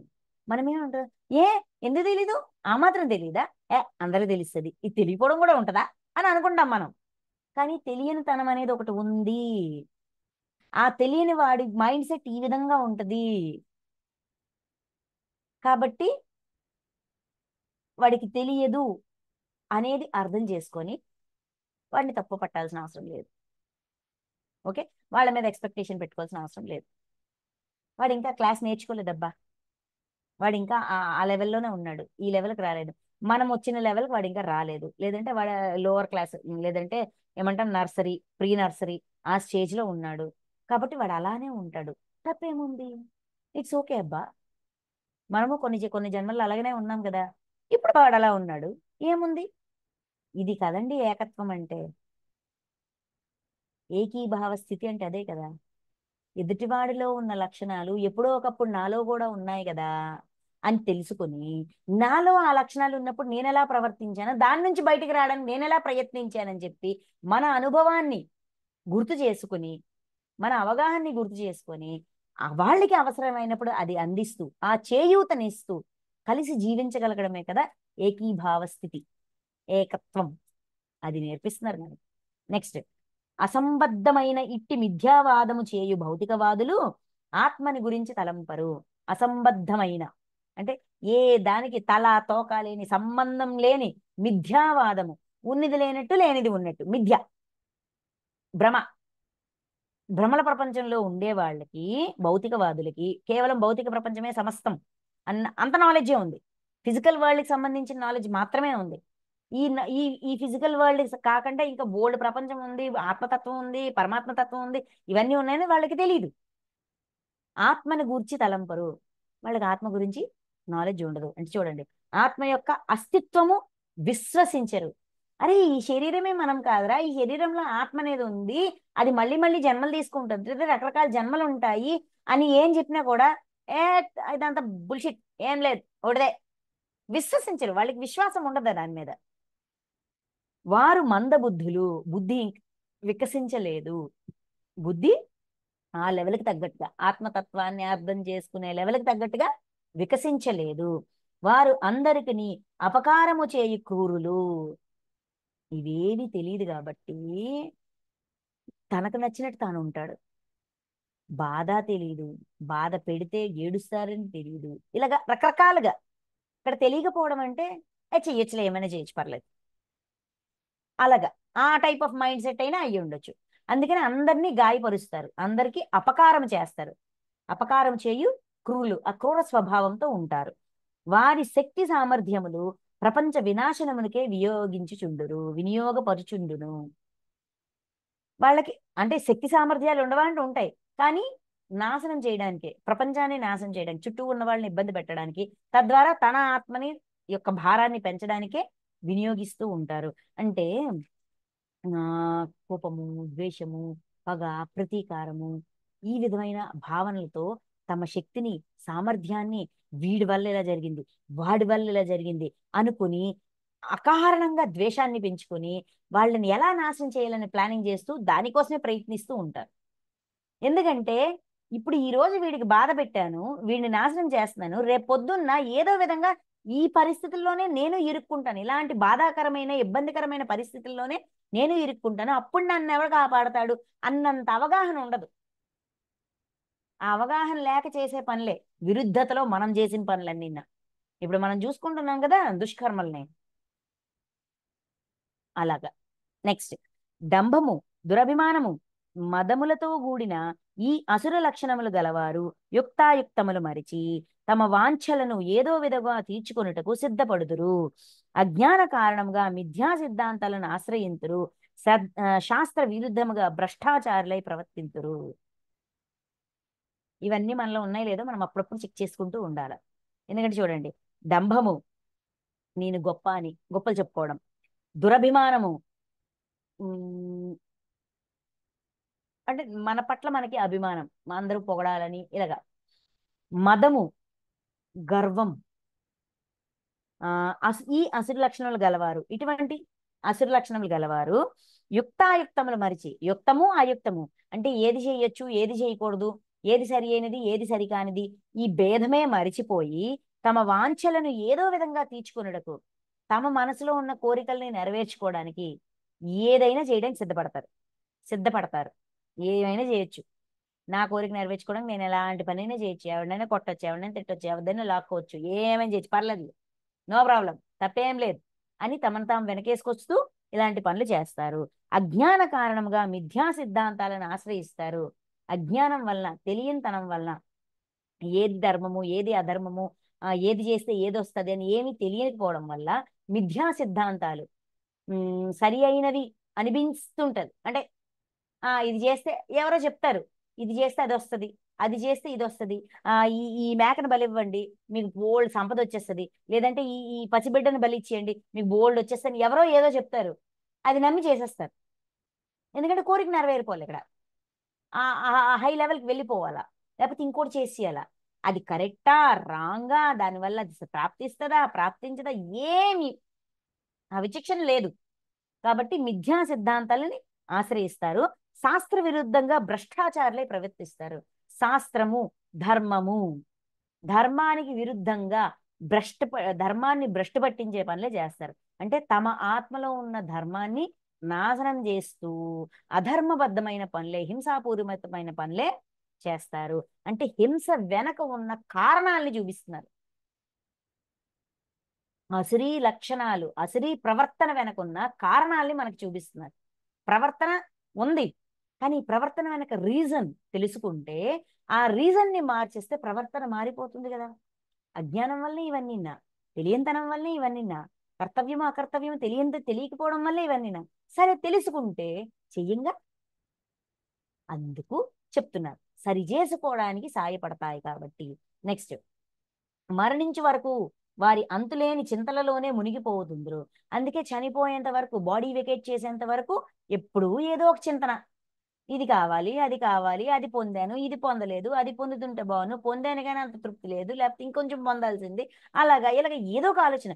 పొందినప్పుడు పొందేంత వరకు ఒక రకమైన చింతన, పొందిన తర్వాత సంరక్షించుకోవడానికి చింతన, సంరక్షించుకుంటూ ఎవరైనా లాక్కపోతారని చింతన, ఇంకా సరిపోద్దా ఇంకా చాలదేమో ఇంకొంచెం సంపాదించుంటే బాగున్ను, ఇలాగ ఎప్పుడు ఏదో ఒక ఆలోచన. ఈ ఆలోచన వల్ల ఎప్పుడు చింతలు చింతలు చింతలు ఆలోచనలే ఉంటాయి. విషయ భోగానుభవములయందే తత్పరులై అది ఏ నిజమైన సుఖమని భావింతురు. విషయ భోగాలు, విషయాలు ఇచ్చే భోగాలే సమస్తం అనుకొని దాన్ని పొందడానికే అలాగ నిరంతర ప్రయత్నంలో ఉంటారు. చెప్తూ వారు ఆశాపాస పరంపరలచే ఎల్లప్పుడూ బంధింపబడుచుందరు. కామ క్రోధ పరాయణులై ప్రవర్తింతురు. విషయ భోగముల నిమిత్తమై అన్యాయ మార్గముల ద్వారా ధనార్జనకు పాల్పడుదురు. ఈ విషయ భోగాలు పొందడానికే ఆశాపాసం, ఆశ వస్తువుల మీద, పాసం మనుషుల మీద, బంధాల మీద పాసం, వస్తువుల మీద ఆశ. ఈ రెండిటి కారణంగా ఎల్లప్పుడూ ఈ రెండిటి వల్ల తమను తాము ఎప్పుడు బంధించుకుంటూ ఉంటారు. ఇది కావాలి, వీడు వదిలేళ్ళిపోకూడదు, వాడు వదిలేళ్ళిపోకూడదు, ఈడు లేకపోతే ఎలాగవుద్ది, అది లేకపోతే అవుద్ది, ఈ బంధం లేకపోతే ఎలా అవుద్ది, ఆ బంధం లేకపోతే వెళ్ళిపోద్ది, ఈ వస్తువు లేకపోతే ఇలాగా ఈ ఆశా పాస, పాసం ఈ రెండిటి వలన ఎల్లప్పుడూ బంధింపబడుచుందురు, బంధనాల్లో ఇరుక్కుంటూ ఉంటాం. కామక్రోధ పరాయణులై ప్రవర్తించురు. కామము క్రోధము లోనైపోతాం, కోరిక కోపం, ఈ రెండిటికి వశమైపోతాం, పరాయణం అయిపోతాం, వశమైపోతాం. విషయ భోగాల నిమిత్తమై విషయాలు అవిచ్చే భోగాలు పొందడానికి అన్యాయ మార్గముల ద్వారా ధనార్జనకు పాల్పడుదురు. ఆ విషయాలు అందించే భోగాలని అనుభూతి చెందడానికి, అనుభవించడానికి, ధనం సంపాదించడానికి అన్యాయాలు కూడా, అన్యాయమైన మార్గాలని అవలంబిస్తారు. ఆ తర్వాత ఇక్కడ చూడండి, ఒక 3-4 శ్లోకాల్లో కొన్ని డైలాగ్స్ ఇస్తారనమాట. అంటే ఈ మిథ్యాచారం వల్ల, ఈ తెలియంతనం వల్ల, ఈ అజ్ఞానం వల్ల, ఈ అసుర స్వభావంలో ఉన్నప్పుడు మన భావనలు ఎలాగుంటాయి, మన బుర్రలోని ఆలోచనలు ఎలాగుంటాయి, మన మాట తీరు ఏ విధంగా ఉంటుంది అనేది ఇక్కడ భగవంతుడు భగవానుడు డైరెక్ట్ గా చెప్తున్నారు. చూడండి, నేను మిక్కిలి పురుషార్థిని గనుక ఈ అభీష్ట వస్తువును పొందితిని, ఇంకను నా మనోరథములన్నింటినీ సాధించుకోగలను. ఇప్పటికే నా అక్కడ ఎంతో ధనము ఉన్నది, మున్ముందు ఇంకను ఎంతో ధనమును సంపాదించగలను అని వారు తలంతురు. మిక్కిలి పురుషార్థిని, నేను ఏం కోరుకుంటా, పురుషార్థాలు ఏంటిది, ఇవంటారు కదా, ఆ గుర్తు రావట్లేదండి. ఈ పురుషార్థాలన్నీ నేను సంపాదించుకోగలను, నాకు ఆ సమర్థత ఉంది, నేను చాలా డబ్బు సంపాదించాను, నా కోరికలన్నిటినీ నెరవేర్చుకోగలను, ఇంకా కోరికలు ఇంకా సంపాదించగలను, మన్ముందు ఎంతో ధనము సంపాదించగలను అని అహంకారం. నేను చేయగలను, నేను చేశాను, నేను చేయగలను, నేను అన్నిటినీ పొందాను, ఇటువంటి భావనలు. ఇంకా నేను ఈ శత్రువును వధించి తిని ఇతర శత్రువులను కూడా వధింపగలను, నేను సర్వాధిపతిని, సమస్త సుఖభోగములను అనుభవింపగలవాడును నేనే, సిద్ధులన్నీయును నా గుప్పటనే ఉన్నవి, నేను గొప్ప బలవంతుడను సుఖిని. అంటే సాధనా మార్గంలో ఉన్నవాళ్ళు కూడా సిద్ధులు, ఇన్ని సిద్ధులని సంపాదించాను, నన్ను ఎవడేం చేయలేడు. ఇక్కడ కేవలం భౌతిక ప్రపంచం, భౌతికతలో ఉన్నవాళ్లే కాదు, సాధనా మార్గంలో ఉంటూ కూడానా అశ్రీ స్వభావంలోకి వెళ్ళిపోతూ ఉంటాము. మిక్కిలి సిద్ధులన్నిటినీ నా గుప్పటనే ఉన్నాయి, నేనేం చేసినా నన్ను ఎవరేం చేయలేదు. రకరకాల ప్రయత్నాలు చేస్తారు కదా, మంత్ర యంత్ర తంత్ర వస్తువులని విధానాలను ఉపయోగించి సిద్ధులు ప్రాప్తింపజేసుకొని, సిద్ధులు ఉన్నాయి కాబట్టి నన్ను ఎవరేం చేయలేరు, నేను శత్రువులందరినీ వధించేశాను, నన్నెవరూ గెలవలేరు, ఈ రాజ్యమంతా నాదే, లేదంటే అన్నిటికీ నేను, ఈ మొత్తానికి నేను అధిపతిని, గొప్పవాడిని, సమస్త సుఖభోగములు అనుభవించి, నేను ఏ సుఖం అనుభవించాలనుకుంటే ఆ సుఖాన్ని అనుభవించగలను, నేనేమైనా చేయగలను. సిద్ధులన్నీను నా గుప్పిటనే ఉన్నవి, నేనే గొప్ప బలవంతుడిని సుఖిని, నాకు బలము ఉంది, సుఖము ఉంది, నాకంటే బలవంతుడు ఎవరు లేరు. ఇక్కడ నాకు ఇది ఉంది కొంతవరకు బెటర్, నాకంటే గొప్ప వాళ్ళు ఎవరు లేరు, ఇది మళ్ళీ మనల్ని పతనం వైపే తీసుకెళ్తుంది. వింధ్యుడిలాగా వింధ్య పర్వతం ఏం చేశారు, వరం పొందారు, ఎంతైనా ఎక్స్పాండ్ అవ్వచ్చు అన్నట్టుగా, ఇంకా పెరిగి పెరిగి పెరిగి పెరిగి పెరిగి పెరిగి గెలాక్సీ బయటకు వచ్చారు. గెలాక్సీ బయటకు వస్తే, ఓ గెలాక్సీ బయట ఇంకా చాలా లోకాలు ఉన్నాయి, వెళ్ళు వెళ్ళు అని చెప్పి నారదుడు ఇంకా ప్రోత్సహిస్తారు. అప్పుడు మహాదేవుడి యొక్క ఏంటిది చేతికి వేసుకున్న రుద్రాక్ష నుంచి బయటకు వస్తారు కదా, ఆ రుద్రాక్ష అంతా మాత్రమే ఎదిగాను, ఎంత ఎదిగితే ఇంతేనా అంటే ఈ బ్రహ్మాండం ఇంకెంత ఉందో, అంతా పొరపాటు చేశాను అని అప్పుడు రియలైజ్ అవుతారు కదా. అలాగా ఇది పెరుగుతూ ఉంటది అనమాట, ప్రాప్తింపజేసుకునే కొద్దీ, పొందే కొద్దీ దాని మీద మోహం పెరిగిపోతుంది. సక్సెస్ ఒక ఈగోని పెంచుతుంది, అందుకే సక్సెస్ ని కూడా కొంతవరకే తీసుకోవాలంటారు. ఆ క్షణానికి అది గెలుపు, ఓకే కాదనట్లా, బట్ దానికంటే పై మెట్టు కూడా ఉంది కదా. ఎప్పుడైతే మన దృష్టి ఆ సక్సెస్ ని, గెలుపుని ఆ క్షణానికి ఆస్వాదించి, వెరీ గుడ్, నిన్న అనుకున్నది ఈరోజు నెరవేర్చా, రేపటి కోసం కొత్త టార్గెట్ తయారు చేసుకుంటా అని ఎప్పుడైతే మన దృష్టిని నెక్స్ట్ మెట్టు మీదకి మళ్ళిస్తామో, ఆటోమేటిక్గా ఈ సక్సెస్ మనల్ని అహం వైపు తీసుకెళ్ళదు, లేకపోతే అహం వైపు తీసుకెళ్ళిపోతుంది. అది నేర్పిస్తున్నారు. నెక్స్ట్ 14 అయింది కదా, 15, 16.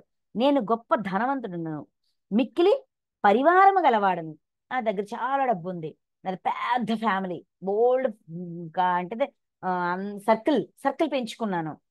నాతో సమానుడు మరి ఒకడు లేడు, నాతో సమానమైన వాడు ఇంకెవ్వడు లేడు. నేను యజ్ఞములను చేయగలను అంటే మన అహం ఎంతగా పెరుగుతుందంటే నాతో సమానమైన వాడు ఎవడు లేడు అనుకుంటాం. ఎందుకు లేరండి? ఈ సృష్టిలో ఎప్పుడు మనకంట గొప్పవాడు ఎవడు ఉంటాడు? మనం అందరికంటే గొప్పవాళ్ళం అనుకుంటే మనకంటే గొప్పవాడు ఎవడొకడు ఉంటాడు. మనం అందరికంటే తక్కువ అనుకుంటే మనకంటే తక్కువైన వాడు కూడా ఎవడొకడు ఉంటాడు. అందుకే ఇన్ఫీరియారిటీ వద్దు, సుపీరియారిటీ వద్దు, మధ్య మార్గంలో ఉందాం అంటారు. తటస్థంగా ఉందాం, సమభావంలో ఉందాం. అప్పుడు మనల్ని మనం నాశనం చేసుకోం. ఇవన్నీ ఏంటి? ఇంకెవరు లేరబ్బా నేనే అనే లెక్కలో ఆలోచనలు. నేను యజ్ఞములను చేయగలను.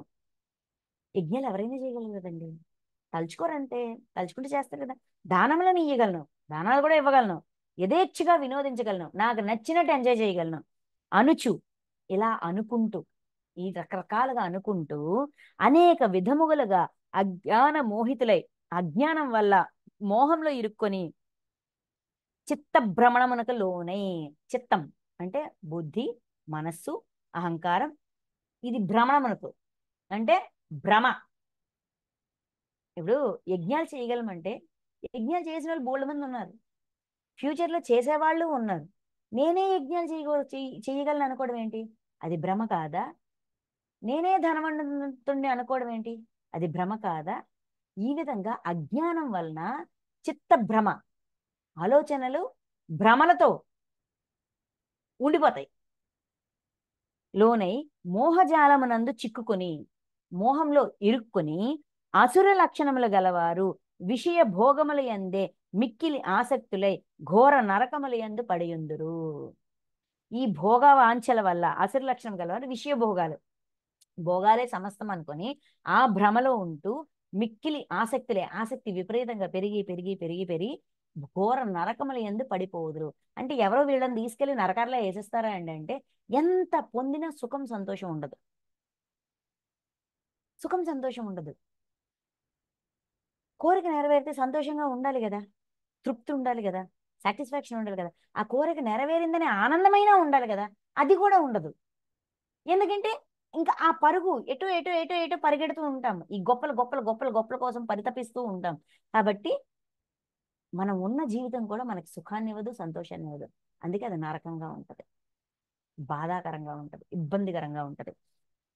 వారు తమకు తామే గొప్పవారమని భావించుకొనుచు గర్వోన్మత్తులై, తమకు తామే గొప్పవారిమని భావిస్తూ నేనే గొప్ప అనే భావనలో ఉండడం వల్ల గర్వోన్మత్తులై, గర్వంతో ఉన్మత్తులై, విపరీతమైన గర్వానికి లోనై ధన దుర అహంకారములతో కన్నుమిన్ను గానక ప్రమత్తులై శాస్త్ర విరుద్ధముగా ఆడంబర ప్రధానముగా పేరుకు మాత్రమే యజ్ఞములను ఆచరించుతూ. వీళ్ళు యజ్ఞాలు చేస్తారు, యజ్ఞాలు చేయరని కాదు, కాకపోతే ధనం వల్ల దురహంకారానికి లోనయ్యి కేవలం ఆడంబరాలకి మాత్రమే, గొప్పలు చూపించుకోవడానికి మాత్రమే, శాస్త్ర విరుద్ధంగా ధర్మబద్ధంగా కాకుండా, ధర్మానికి సంబంధం లేకుండా కొన్ని రకాల హింసలు ఇబ్బందులు, ఇలాగ రకరకాలుగా ధర్మ విరుద్ధ శాస్త్ర విరుద్ధంగా కూడా ఆడంబరమే ప్రధానంగా గొప్పలు చూపించుకోవడానికి రకరకాల ఇంత ఐశ్వర్యం, ఇంత ఏమంటాం లగ్జూరియస్ అని యజ్ఞాలు కూడా చేస్తారు, అంటే సేవలు కూడా చేస్తారు, దాన ధర్మాలు ఎక్సెట్రా ఎక్సెట్రా. ఇప్పుడు మన ప్రపంచానికి తగ్గట్టుగా మనం చూడాలి కదా. ఇక్కడ యజ్ఞము అంటే సేవ, చేసే సేవ వెనక కూడా గొప్పలు చూపించుకోవడం, అధర్మబద్ధమైన సేవ, ఇలాగ రకరకాలుగా అహంకారము, బలము, దర్పము, కామము, క్రోధములకు వశులై ఇతరులను నిందించుచు తమ శరీరముల ఎందున్నను తమ శరీరముల ఎందును ఇతరుల శరీరముల ఎందును అంతర్యామిగానున్న నన్ను ద్వేషించుచుందురు. అహంకారం వల్ల, బలం వల్ల, దర్పం వల్ల, కామం వల్ల, క్రోధం వల్ల, వీటన్నిటికీ వశులై, అహంకారము, ధనము, బలము, శక్తి, నాకు ఇంత శక్తి సామర్థ్యాలు ఉన్నాయి, దర్పం ఇంత లెవెల్ ఉంది, ఏమంటారు, ఆ,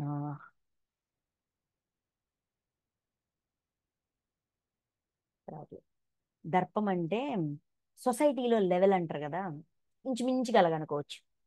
కామము కోరికలు, క్రోధము కోపము, వీటికి వశమైపోయి ఇతరులను నిందించుచు ఏ నా లైఫ్ నేను గ్రేట్, నువ్వేం పనికిరావు, నువ్వు వేస్ట్ క్యాండిడేట్, ఇలాగ రకరకాలుగా నీకు చేత కాదను, నువ్వు చేరలేవను, నువ్వు పొందలేవను, నువ్వు లూజర్ అను, నువ్వు విన్నర్ అను, ఇలాగ రకరకాలుగా పక్క వాళ్ళని నిందిస్తూ తమ శరీరముల యందున్నది, ఇతరుల శరీరముల యందున్నది, అంతర్యామిగాను ఉన్నది ఆ పరమాత్మే అని, అంతర్యామిగా ఉన్న పరమాత్మనే ద్వేషిస్తున్నారు.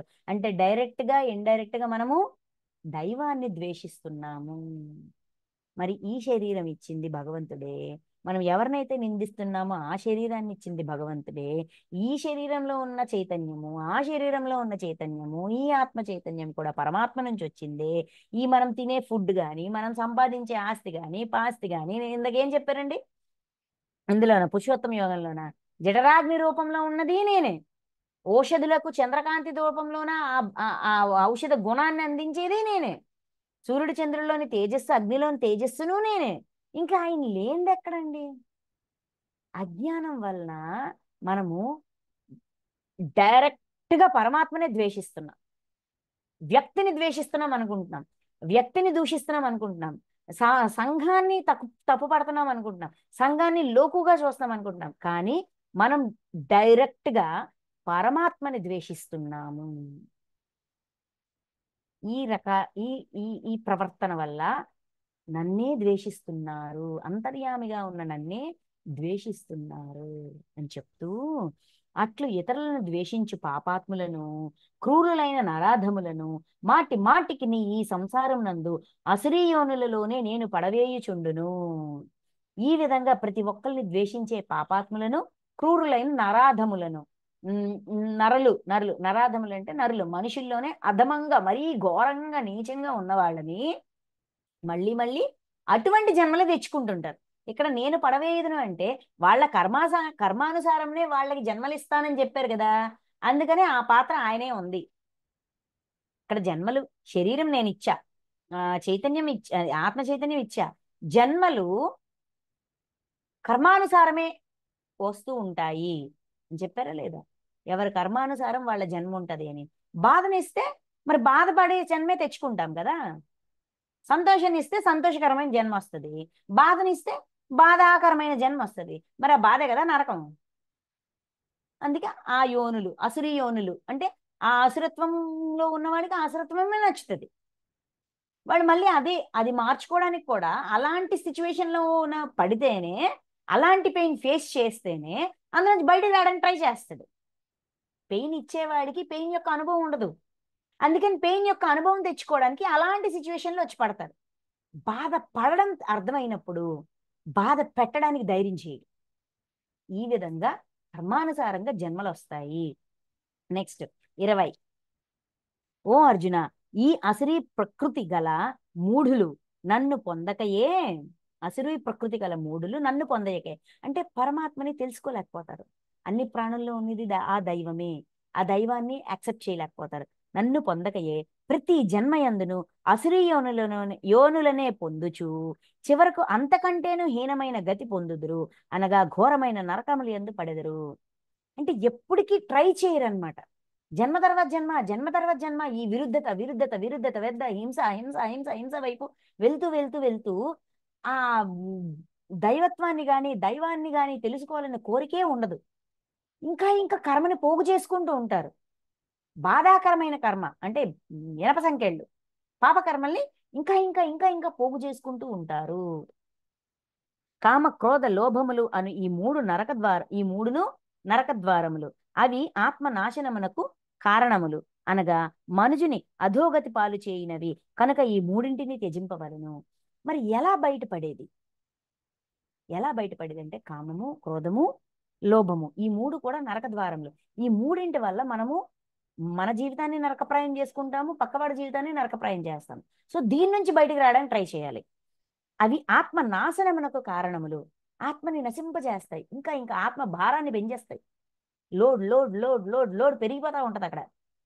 అనగా మనుజుని అధోగతి పాలు చేయను, మనిషి ఇంకా ఇంకా ఇంకా ఇంకా దిగజారిపోతుంటాడు, అకౌంట్లు పెరిగిపోతా ఉంటాయి. కనుక ఈ మూడింటిని త్యజించాలి. కామము, క్రోధము, లోభము ఈ మూడింటి నుంచి బయట రావడానికి ట్రై చేయాలి, వదలాలి. ఇంకా పొందాం, కోరికను తీర్చుకున్నాం, క్రోధాన్ని ఎంత కోపం చూపించాలో చూపించాము. లోభాన్ని అంతా నాకే కావాలి, నాకే కావాలి, ఇవన్నీ అయ్యాయి. ఈ అనుభవాలన్నీ అయ్యాయి కదా, ఇవన్నీ అనుభవించాం. దీనికి నెక్స్ట్ నెక్స్ట్ స్టెప్కి ట్రై చెయ్యాల. ఓ అర్జున, ఈ 3 నరకద్వారం నుండి బయట పడినవాడు శుభకర్మలనే ఆచరించును. జరుగుతుంది, అది కూడా జరుగుతుంది. కంగారు పడద్దు, అందులోనే ఉండిపోతామేమో, ఇరుక్కుపోతామేమో, డోంట్ వరీ. ఎందుకంటే దీని నుంచి బయటపడిన వాడు శుభకర్మలనే చేస్తాడు, మంచి పనులు చేస్తాడు. అందువలన పరమగతిని పొందును. ఇంకా దాని విలువ తెలిసింది, ఆ బాధ విలువ తెలిసింది, కామం యొక్క పవర్ తెలిసింది, క్రోధం యొక్క పవర్ తెలిసింది, మోహం యొక్క పవర్ తెలిసింది. ఆ పవర్ తెలిసింది, ఇంకా దాని నుంచి బయటపడ్డాన్ని నేర్చుకుంటాడు. నేర్చుకుని మంచి పనులు చేస్తాడు. మంచి పనులు చేస్తూ చేస్తూ పరమగతిని మెల్లమెల్లగా ఆ పరమాత్మని తెలుసుకోవడానికి ట్రై చేస్తాడు. అటువైపు దారి మళ్ళిస్తాడు. మనకి 1000 Seeds of Joyలో లక్ష్మీదేవి చెప్పారు చూసారా, విరుద్ధతని అనుభూతి చెందడానికి, విరుద్ధతని అనుభూతి చెందడానికి చాలా జన్మలు తీసుకుంటాం. అయితే ఎన్ని జన్మలు తీసుకుంటారు? 7 తీసుకుంటారా, 100 తీసుకుంటారా, 1000 తీసుకుంటారా? ఒక్కొక్క సమాజంలో ఒక్కొక్కటి చెప్తారు, ఒక్కొక్క ధర్మంలో ఒకటి చెప్తారు. ఏది కరెక్ట్ అంటే అన్నీ కరెక్టే. మనిషి పూర్తి విరుద్ధతని పూర్తిగా అనుభూతి చెందేంత వరకు ఎన్ని జన్మలు అవసరమైతే అన్ని జన్మలు తీసుకుంటారు. ఆ అనుభవం పూర్తయ్యాక దివ్యత్వం వైపు మళ్ళుతాది. ఆత్మ కాలచక్రం ఆ చాప్టర్ చెప్పుకున్నాం కదా, అందులో క్లారిటీ ఇస్తారు. అదే ఇక్కడ చెప్తున్నారు. ఇది అవుతుంది, కానీ దీని నుంచి బయటపడడానికి ప్రయత్నం మొదలవుతుంది. తర్వాత ఆ ప్రయత్నం మొదలై బయటకు వస్తారు, అప్పుడు మంచి పనులు చేస్తారు, అప్పుడు దివ్యత్వం వైపు, దైవం వైపు మళ్ళుతుంది బుద్ధి, మనసు అన్ని. అప్పుడు నన్నే పొందును, ఆ విధంగా కూడా నన్నే పొందును. అయితే అప్పటికి ఎప్పటికీ భగవంతుడు ఇన్ని లక్షణాలతో ఇంత హింసాపూరితంగా ఉన్నా కూడా మనల్ని స్వీకరిస్తారు. ఏ రోజుకైనా వీడు మారతాడు. వీడు మారి తప్పు తెలుసుకుని తను పెట్టిన బాధని తెలుసుకుని అటువంటి బాధ ఇవ్వకూడదనే మార్పు వస్తుందని ఎదురు చూస్తూ ఉంటారు. ఎన్ని అవకాశాలు కావాలంటే అన్ని అవకాశాలు ఇస్తా ఉంటారు. అది చెప్తున్నారు. నెక్స్ట్, శాస్త్ర విధిని త్యజించి యథేచ్ఛగా విశృంఖలంగా ప్రవర్తించువాడు సిద్ధి పొందజాలడు. శాస్త్ర విధిని త్యజించి అంటే ధర్మాన్ని వీడి, అంటే హింసాపూరితంగా ఉండేవాడు శాస్త్ర విధిని త్యజించి యథేచ్ఛగా విశృంఖలంగా ఇష్టం వచ్చినట్టు పిచ్చపిచ్చగా ప్రవర్తించువాడు సిద్ధిని పొందలేడు. ఎప్పుడైనా ఒక కట్టుబాటు ఉండాలి. మనిషి అనేవాడికి మారాలన్నా, తాను ఉత్తమంగా ఉండాలంటే కొన్ని కట్టుబాట్లు ఉండాలి. ఆ కట్టుబాట్లు విధించుకోకపోతే ఎప్పుడైనా సరే మనం పొరపాటు చేసిస్తాం. వానిని ఇహపర లోక సుఖములు లభింపవు. ఇప్పుడు ఆ కట్టుబాట్లు లేనందువల్ల ఇహంలో గాని, అంటే ఈ లోకంలో గాని పరంలో గాని సుఖం ఉండదు. ఏ సుఖం కోసమైతే ఇవన్నీ చేశానో ఆ సుఖం నేను పొందలేకపోయాను, మరి దానికోసం ఏం చేయాలని ఒక మార్పు వస్తుంది. పరమగతి ప్రాప్తించదు, కాబట్టి పరమగతి కూడా పొందలేరు. కావున కర్తవ్య అకర్తవ్యములను నిర్ణయించుటకు శాస్త్రమే ప్రమాణము. అందుకని ఏది కర్తవ్యము ఏది అకర్తవ్యము అనే నిర్ణయించుకోవడానికి, తెలుసుకోవడానికి, విభజించి తెలుసుకోవడానికి శాస్త్రమే ప్రమాణము. అంటే ధర్మం. శాస్త్రాల్లో ఏముందండి, ఏది ధర్మము ఏది అధర్మము అని వివరంగా చెప్పున్నారు. ఓవరాల్ ఒక పాయింట్లో తీయాలంటే శాస్త్రాల్లోన వేదాల్లోన ఉన్నది ధర్మం. ధర్మబద్ధమైన జీవితం అంటే అహింసాబద్ధమైన జీవితం. హింస లేకుండా ఉండడం, హింస లేకుండా చూసుకోవడం, ఆలోచనలలో, మాటల్లో, చేతల్లో, ప్రవర్తనలో హింస లేకుండా చూసుకోవడం. కనుక శాస్త్రోక్త కర్మలను గూర్చి బాగుగా తెలుసుకుని అట్టి కర్మలను ఆచరింపము. ఏది సబద్ధమైనది ఏది శాస్త్రబద్ధము కానిది అనేది పూర్తిగా తెలుసుకుని అవగాహన చేసుకుని దానికి తగ్గట్టుగా ప్రవర్తించు. అప్పుడు ఈజీగా గుణదాసుడు అనే స్థితి నుంచి గుణాతీత స్థితికి వెళ్ళిపోవచ్చు. Self checking, self checking, self checking. ఇక్కడ ఎవరిని తప్పు పట్టట్లా. ఇలా ఉంటది, కొన్ని జన్మల్లో ఇలా ఉన్నాం మనం. మెల్లమెల్లగా మెల్లమెల్లగా విరుద్ధతని టేస్ట్ చూసి చూసి చూసి కామం, క్రోధం, లోభం వీటన్నిటిలో పడి పడి పడి పడి వాటిని ఆస్వాదించి ఆస్వాదించి ఆస్వాదించి మెల్లగా ఇటువైపు తిరిగామబ్బా. సో అది మనమే, ఇది మనమే. రెండింటిని ఎప్పుడైతే అంగీకరిస్తామో ధర్మబద్ధంగా ఉండడం సాధ్యం అవుతుంది, ఈజీ అవుతుంది. యాక్సెప్ట్ చేయకపోతే మార్చలేం. మనం చాలా దుష్కర్మలు చూసుకుంటున్నాం, డ్రీమ్స్లో చూసుకుంటున్నాం. ఎంతవరకు అంగీకరిస్తాము? ఆ పొడిచినంత వరకు అంగీకరిస్తాం. అంతేగాని వాడి పొడిచి చంపేశాను, వాడి మీద ఆధారపడ్డ కుటుంబం ఏమయ్యింది, ఆ జన్మంతా వాళ్ళు ఎంత బాధపడి ఉంటారు, ఆ భార్య బిడ్డలు కావచ్చు, తల్లిదండ్రులు కావచ్చు, వీళ్ళందరూ అధోగతి పాలైపోయి ఉంటారే, వాళ్ళ లైఫ్ ఏమయ్యింది అంటే, ఈ ఒక్క చర్య వల్ల నేను ఎంత మందిని ఈ ఈ చర్య వల్ల ఎంతమంది ఎఫెక్ట్ అయ్యి ఉన్నారు, ఇబ్బంది పడి ఉన్నారు, అదంతా కూడా అర్థం చేసుకొని దానికి తగ్గట్టుగా మనం ఎప్పుడైతే రియలైజేషన్ వస్తాదో అప్పుడు మనం 10 అడుగులు ముందుకెళ్ళగలుగుతాం. అందుకే అంగీకరించాలి. అంగీకరించి అంచనా వేసి సరి చెయ్యాలి. కర్మని చూస్తున్నాం, కర్మ ఫలాన్ని అంచనా వేయట్లా. అంచనా వేస్తే ఆ కర్మ ఫలానికి తగ్గట్టుగా ప్రాయశ్చిత్తం, పశ్చాత్తాపం, పరివర్తనం చేస్తాం. అప్పుడు కదా మార్పు వచ్చేది, అప్పుడు కదా దివ్యత్వంలోకి వెళ్ళేది. సో ప్రతిదీ అంగీకరించాలి. అసురత్వాన్ని అంగీకరిస్తేనే దివ్యత్వంలోకి వెళ్ళడం సాధ్యపడుతుంది. అందుకే అశ్రీ లక్షణాల గురించి ఇంత వివరంగా డీటెయిల్డ్గా డైలాగ్స్తో సహా ఇక్కడ అందించారు.